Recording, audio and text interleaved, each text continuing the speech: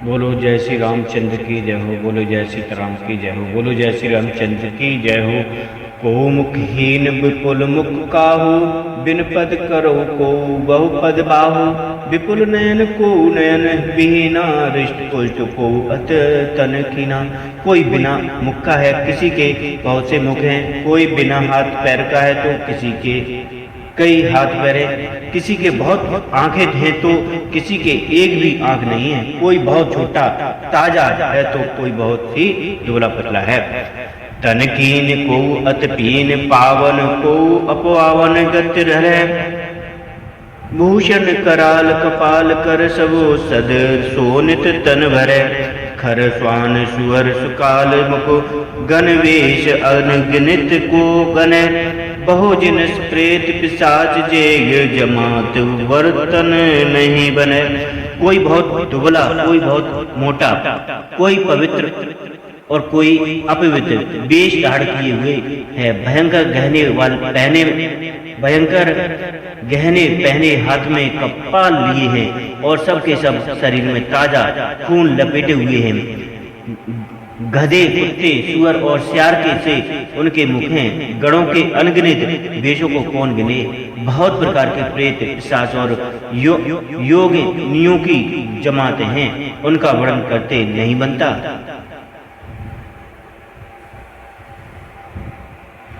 नाचै गावह गीत परम, तरंगे भूत सब। देखत अति विपरीत बोले, वचन विचित्र विधे। भूत प्रेत नाचते हैं और गाते हैं, वे सब बड़े मौजी हैं। देखने में बहुत ही बेढंगे जान पड़ते हैं और बड़े ही विचित्र ढंग से बोलते हैं। जस दूलहो तस बनी बराता, कौतुक विधि होए मग जाता। यहाँ हिमाचल च्यों बिताना, अति विचित्र नहीं जाए बखाना। जैसा दूल्हा है अब वैसी ही बारात बन गई है।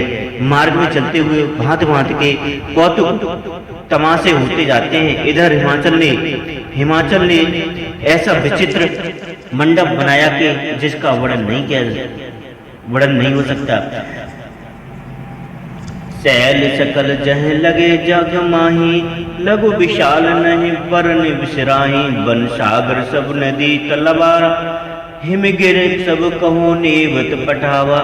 जगत में जितने छोटे बड़े पर्वत थे जिनका वर्णन करके पार नहीं मिलता था, तथा जितने वन समुद्र नदियां तालाब थे, हिमाचल ने सबको नेवता भेजा। कामरूप सुंदर तनधारी, सहित समाज सहित बर नारी। गए सकल तुहे नाचल गेहा, गावह मंगल सहित सनया। विश्व अपने इच्छानुसार रूप धारण करने वाले सुंदर शरीर धारण कर सुंदरी स्त्रियों और समाज के साथ हिमाचल के घर गए। सभी स्नेह सहित मंगल गीत गाते हैं।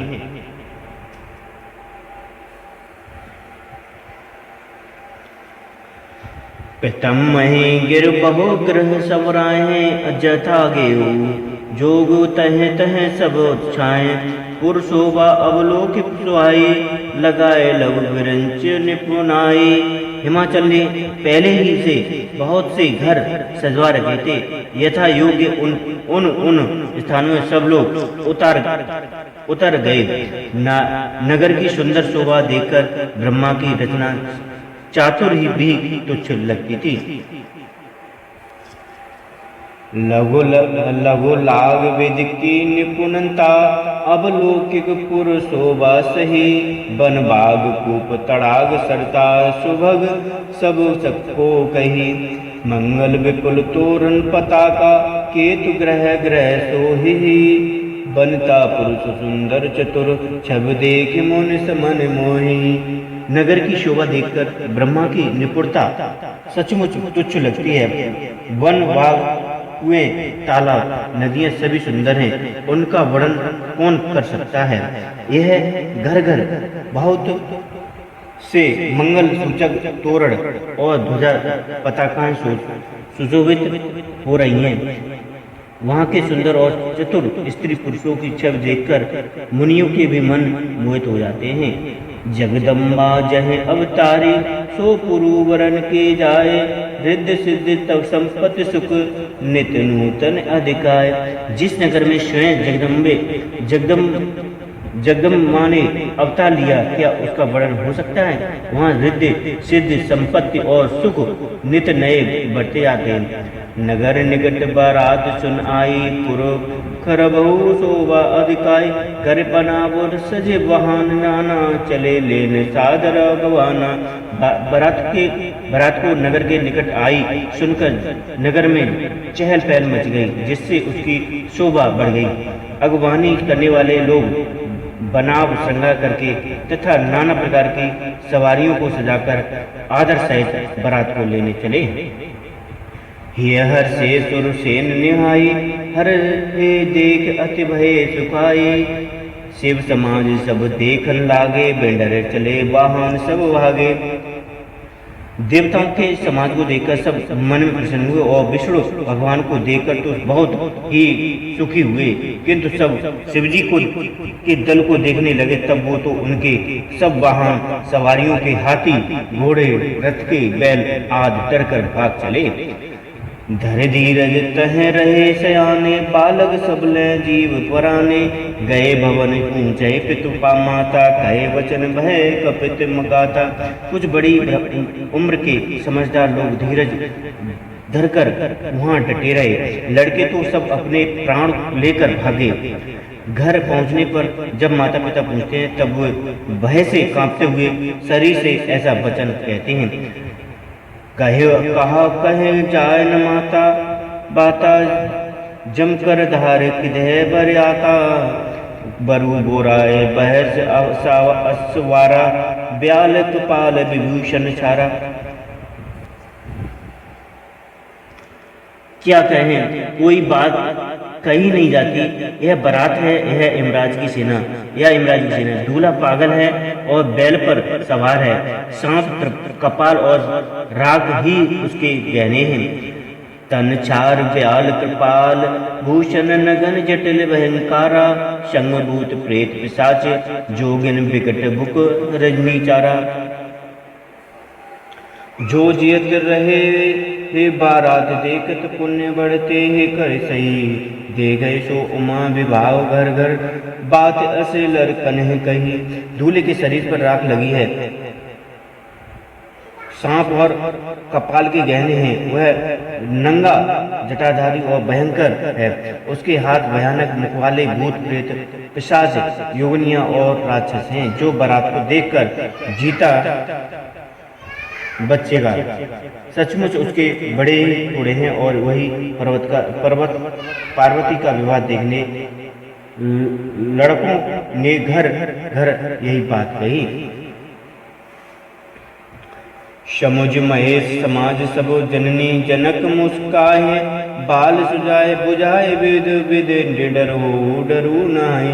महेश्वर शिव जी का समाज समझकर सब लड़कों के माता पिता मुस्कुराते हैं। उन्होंने बहुत तरह से लड़कों को समझाया कि निडर हो जाओ, डर की कोई बात नहीं है। ले अगवान बारत ही आए, दिए सब जग जनवास सुहाए। मैना सुग आरती समारी, संग सुमंगल गावह नारी। आगवान लोग बारात को लेवाने आए। उन्होंने सबको सुंदर जनवासी में ठहरने को दिए। मैना पार्वती की माता ने शुभ आरती सजाई और उनके साथ की स्त्रियां उत्तम मंगल गीत गाने लगी।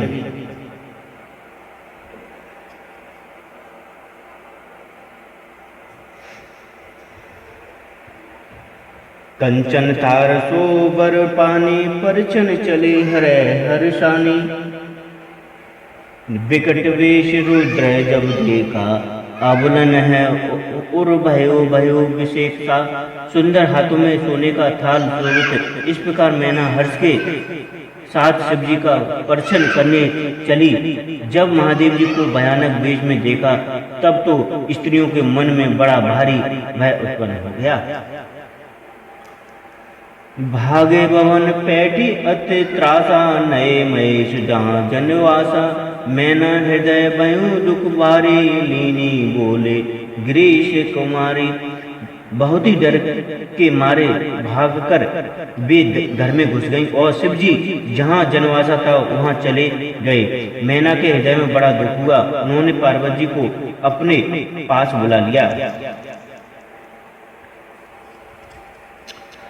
अधिक स्नेह गोद विटारी, स्वयं सरोज नयन भरे वारी। जे विद तुम्हें स्वरूप अस दीना, तेजड़ बरूपा और कस कीना।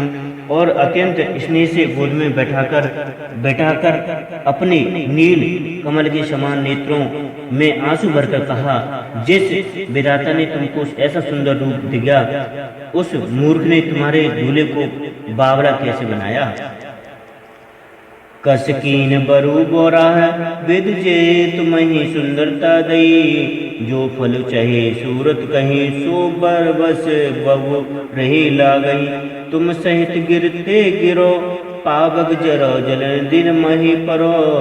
घरू जाओ अप जाऊ होए जग, जीवत विभाव न हो करो। जिस विधाता ने तुमको सुंदरता ही दी, उसने तुम्हारे लिए वर बावला कैसे बनाया। जो फल कल्पवृक्ष में लगना चाहिए वह जबरदस्ती बबूल में लग रहा है।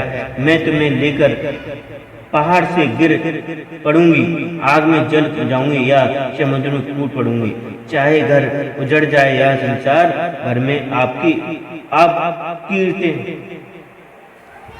कीर्ति फैल जाए, पर जीते जी मैं इस बावले वर से तुम्हारा विवाह न करूंगी।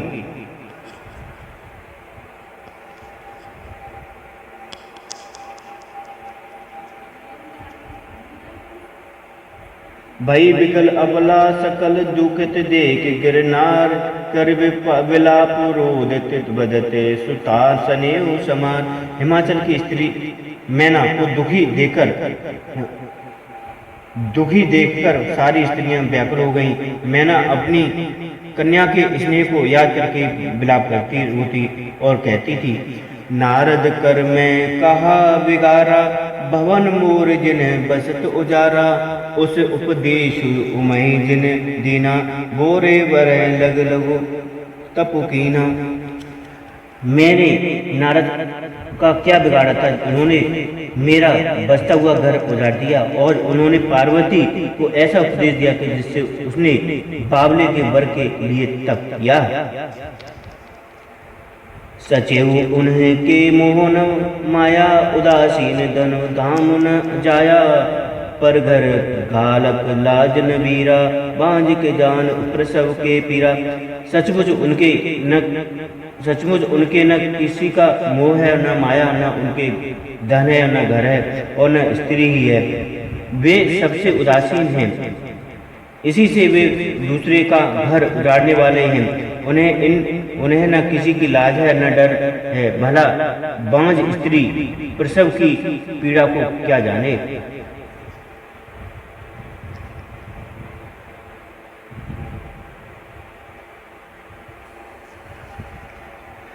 जननी विकल विलोक भवानी, बोले जुत विवेक मृदुबानी।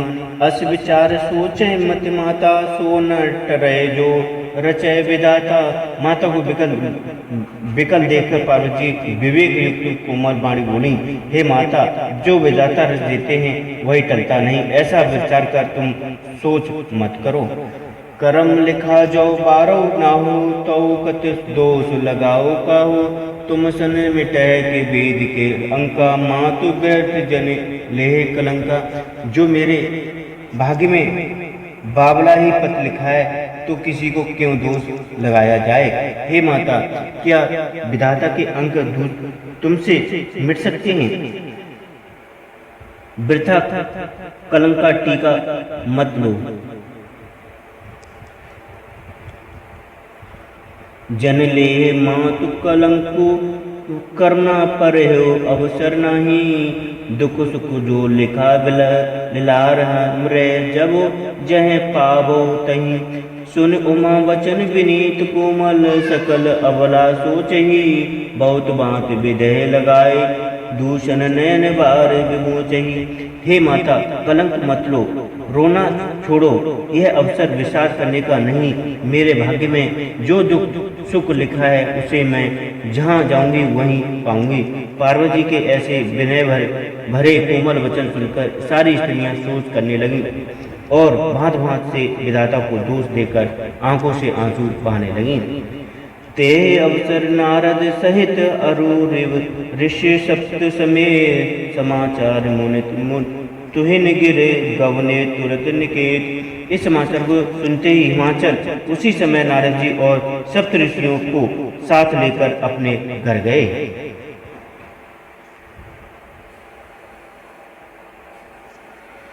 तब नारद सभी समुझावा, पुरुष कथा प्रसंग सुनावा। मैना सत्य सुनहो मम वाणी, जगदम्बा तब सुता भवानी। तब नारद जी ने पूर्व जन्म की कथा सुनाकर सबको समझाया और कहा कि हे मैना, तुम मेरी सच्ची बात सुनो। तुम्हारी यह लड़की साक्षात जगत जननी भवानी है। अजा अनानंद सत्य अभिनाशन, सदा शंभु अरद दंग निवासिन। जगत संभव पालन लय करण, निज इच्छा लीला बपु धरण। हे अजन्मा अनादि और अविनाशी शक्ति सदा शिव जी के अर्धांग में रहती हैं। ये जगत की उत्पत्ति पालन और संहार करने वाली हैं और अपनी इच्छा से ही लीला शरीर धारण करती हैं।